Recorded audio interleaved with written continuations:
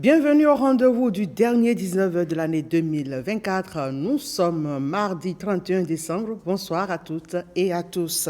On démarre avec le bilan des activités menées à l'Assemblée nationale en 2024. Le Parlement en 2024, c'est avec Viti Sahouré sur des images d'archives prises par la direction des services de l'information et de la communication de l'Assemblée nationale. L'année 2024 à l'Assemblée nationale, c'est d'abord l'ouverture de la première session extraordinaire de l'institution le 21 février 2024. Cette session s'est tenue en 5 séances plénières au cours desquelles 4 lois ont été examinées et adoptées. Il s'agit entre autres de la loi 2024-10 relative au taux d'intérêt légal en République du Bénin et de la loi 2024-13 modifiant et complétant la loi numéro 2019-43 du 15 novembre 2019 portant code électoral en République du Bénin. Le fait majeur de cette session extraordinaire est le rejet de la prise en considération de la proposition de loi portant révision de la Constitution déposée par le député Hassan Seibou. Cette première session extraordinaire terminée, les députés de la 9e législature sont retournés à l'hémicycle le lundi 15 avril 2024, date de l'ouverture de la première session ordinaire de l'année. Cette session ordinaire reste surtout marquée par l'adoption du projet de loi sur le Conseil économique et social et l'adoption du projet de loi relatif à l'alimentation scolaire en République du Bénin. Autre axe de la première session ordinaire, 24 questions ont été adressées au gouvernement. Elles concernent, entre autres, la situation des dialysés et les réformes dans les médias. Quel est le nombre total de dialysés existants à la date du 1er novembre 2023 dans nos formations sanitaires? Combien parmi eux arrivent à suivre des séances de dialyse? À ce jour, combien des agents de l'État bénéficient de la prise en charge de l'État? À la date du 1er novembre 2023, le nombre total de personnes qui bénéficient de la prise en charge de l'État pour leur dialyse est de 288. Il s'agit des agents de l'État en fonction, leurs enfants de moins de 21 ans et leurs conjoints, les retraités de la fonction publique, leurs enfants de moins de 21 ans et leurs conjoints, pour un total de 85, ainsi que des indigents déjà enrôlés avant 2019, pour un total de 203. Depuis plusieurs années, le recrutement dans les médias du service public ORTB et La Nation n'est plus effectif. Pourquoi et comment se font les recrutements aujourd'hui dans ces organes de presse? Il convient de rappeler qu'avec l'avènement de la Société de radio et de télévision du Bénin, la SRTB, par fusion-absorption entre l'ORTB et le CMA-JB, les procédures de recrutement seront mieux définies pour répondre à la nouvelle vision. À cette deuxième session extraordinaire, ouverte le 30 juillet 2024, l'Assemblée nationale a adopté le projet de loi portant reconnaissance de la nationalité béninoise aux afro-descendants. Environ 2 mois après, les députés votent le budget gestion 2025 du Parlement le jeudi 12 septembre 2024. Le dit budget s'élève à 29 milliards de francs CFA. Le vote du budget de l'Assemblée nationale annonce les couleurs de l'ouverture de la deuxième session ordinaire, encore appelée session budgétaire. Les ministres du gouvernement ont présenté le budget de leur département ministériel devant la commission budgétaire du Parlement. Un exercice qui précède la plénière consacrée à l'examen et au vote du budget de l'État, exercice 2025, d'un montant de 3 551 milliards de francs CFA. Qui sont ceux qui sont pour? Merci. Procuration pour. Merci. Ceux qui sont contre?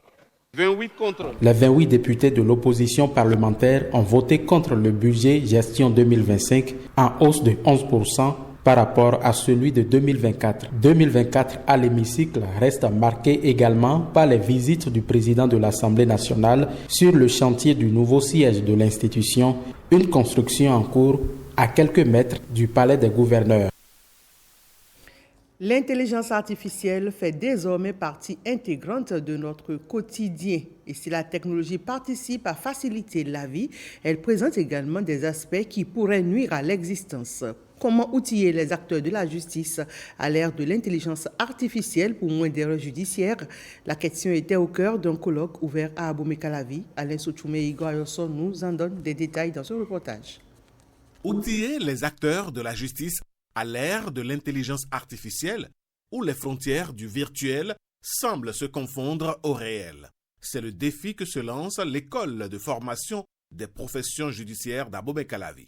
Nos cibles, c'est les magistrats surtout. Vous voyez, c'est des gens qui, au titre de leur formation continue, viennent toujours à l'école pour accroître la connaissance. Et l'intelligence artificielle, qui est aujourd'hui notre thème principal du colloque, s'intègre également dans cette approche-là.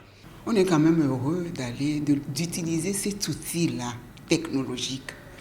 Alors, puisque ça s'impose à nous aujourd'hui, nous avons le devoir de chercher à fouiller un peu, à mieux comprendre ce que cela signifie, à mieux comprendre comment nous devons l'utiliser de la meilleure manière possible, à mieux savoir où cela nous conduit. Un éventail de compétences réfléchit à des solutions innovantes pour une justice équitable et à visage humain dans un monde où l'intelligence artificielle prend de plus en plus de place dans notre quotidien. On va avoir une IA, une intelligence artificielle omniprésente dans notre vie quotidienne, dans nos réalités, à nos poignets et entre nos mains. Derrière cet émerveillement, il faut quand même dire que cette révolution comporte ou apporte des questions profondes. Nous avons construit des valeurs sociales. Et si nous prenons ces valeurs sociales, elles alimentent nos vies, elles alimentent nos conduites, elles alimentent nos comportements. L'intelligence artificielle va rassembler l'ensemble des données de nos comportements. Avec cette intelligence artificielle, comment nous assurons qu'elle n'amplifie pas les inégalités sociales ou qu'elle ne remette pas en cause les équilibres que nous avons construits. Les participants à ce colloque entendent apporter leur contribution pour la réduction des erreurs judiciaires dans un univers hyper connecté. Célébration de la 50e Assemblée générale de l'ARDABS, entendez Association des ressortissants pour le développement de l'arrondissement de Basila. Une cérémonie officielle a marqué le démarrage des activités à l'école urbaine centre de Basila. 50 éditions consécutives, c'est une occasion de fête qui s'est étendue jusqu'au 30 décembre. Jean-Claude James. Le top des retrouvailles des filles et fils pour le développement de Basila est donné. 5 jours de réflexion commencent pour les congressistes qui célèbrent aussi 50 ans d'action. Aujourd'hui, nous célébrons les 50 ans d'une idée lumineuse, prise à l'unanimité et qui chaque jour nous démontre sa pertinence. 50 ans, c'est de la maturité. Les réalisations de ces 50 ans d'engagement citoyen sont d'autres immatérielles et matérielles. Dans le lot des réalisations immatérielles, on peut se réjouir de la constance des retrouvailles qui ont permis de cultiver et d'entretenir des valeurs essentielles du vivre ensemble. Cela a favorisé une alternance démocratique paisible qui a vu défiler une dizaine de présidents. En 5 décennies, le bilan de l'ARDABS au plan matériel est aussi encourageant. Les efforts ont été salués par la Fédération de la diaspora basiloise et les défis bien enregistrés. Nous devons travailler ensemble avec les autorités locales, les partenaires au développement. Cependant, il est important de souligner certains défis auxquels la diaspora est confrontée. L'un des problèmes majeurs réside dans la complexité des démarches administratives. Chers congressistes, je voudrais vous dire encore un grand merci pour votre amour, pour votre arrondissement. Nous sommes là pour accompagner toute initiative qui développe l'arrondissement de Basila Centre. Issa Ridouane, meilleur candidat au bac C de la commune, a été récompensé pour ses résultats scolaires. Il a reçu un ordinateur portatif offert par la Fédération de la diaspora basiloise qui œuvre pour l'excellence en milieu scolaire. Et voyons cette activité sportive qui mobilise la jeunesse de Parakou et environ, surtout celle attachée à la tradition. La pratique est souvent soldée par quelques gibiers. Il s'agit de la chasse en battue, dont le lancement a été fait le samedi 28 décembre dernier à Parakou, vers le village de Gounet, en présence du Damasounon, ou chef des chasseurs en battu de Parakou. Une nouvelle saison de chasse en battu s'ouvre à la suite de ce rituel, observé par ces gardiens de la tradition. Le premier jour de la chasse, c'est pour un sacrifice, pour les têtes couronnées et les autorités. Vous voyez, ce n'est pas facile. L'année passée, nous sommes venus ici, ça n'a pas marché, tout le monde était découragé. Voilà, cette année, on souhaiterait, on prie le Tout-Puissant, on n'a qu'à avoir les bonnes volontés qui vont sortir pour faire la donation. Sans notre organisation, aujourd'hui, là nous sommes aujourd'hui, notre culture déjà disparu. Et ce n'est pas pour rentrer en brousse pour causer le dégât. Nous ne sommes pas des gens. Chaque année, il ne fait qu'organiser la chasse à la battue. Vraiment, nous, la jeunesse, nous nous remercions infiniment par rapport à tout ce qu'il est en train de faire pour la jeunesse, surtout ici à Parakou et dans tout le Bénin. Avec l'amitié et ensemble, on sait qu'on va rentrer en riant et sortir aussi en riant. Ce n'est pas la première fois. On vient comme ça, Sa Majesté aussi, ils viennent là-bas et nous allons donner la salutation à chef de l'État et son gouvernement parce que grâce à eux, ils nous ont donné la paix de bien pratiquer la chasse comme il le faut. Au bout de 3 heures de chasse en battu, même si les gibiers n'étaient pas nombreux au rendez-vous, l'activité sportive que constitue cette pratique en milieu bâtonnou reste prisée. Ça s'est passé bien, vraiment.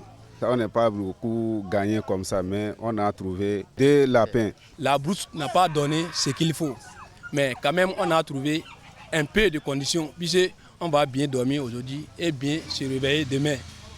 On souhaite que demain soit bien plus qu'aujourd'hui. Et ça fait partie du sport aussi. Donc nous sommes entrés et nous sommes sortis sains et saufs. Voilà d'abord ce qui est essentiel. Tout en perpétuant cette tradition avec leurs canidés, ces chasseurs en battu se réclament également protecteurs de la nature en coproduisant la sécurité avec les forestiers. Une autre activité sportive, la première édition de Koburu Horse Racing a été organisée à Parakou, une initiation à l'équitation, une compétition de course hippique ainsi que la danse des chevaux étaient au menu de cette première édition. L'association culturelle et sportive Bénin Massobou dans l'inédit. La première édition de Koburu Horse Racing est en marche. L'association veut clôturer l'année 2024 avec cette activité qui est dans le coffret du projet Koburu Horse Racing, qui est une activité de course hippique, de danse de chevaux et d'initiation à l'équitation. C'est aussi une occasion pour les participants de découvrir le cheval, un animal formidable, et de se lancer dans un sport riche en émotions. Donc tu prends ton pied, c'est ça? Vas-y, non, d'accord. Attends, tu vas être pressé. D'accord? C'est bon, il faut finir pour voir d'abord.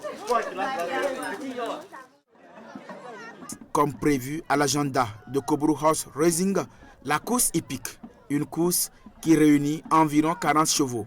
Sur cet hippodrome de circonstances, le spectacle est à son comble. Sur leurs chevaux, les jokers s'affrontent en plusieurs phases.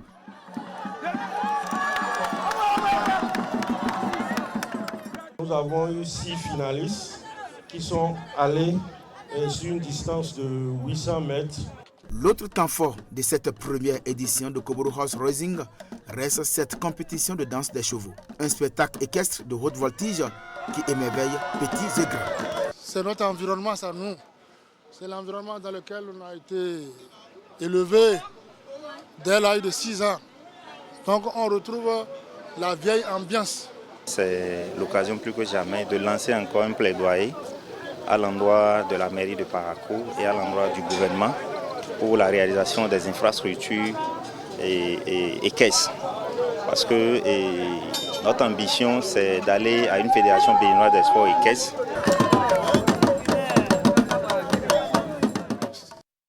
Voilà qui met un thème à ce 19h. Merci à toutes et à tous de l'avoir suivi et bonne fin d'année 2024.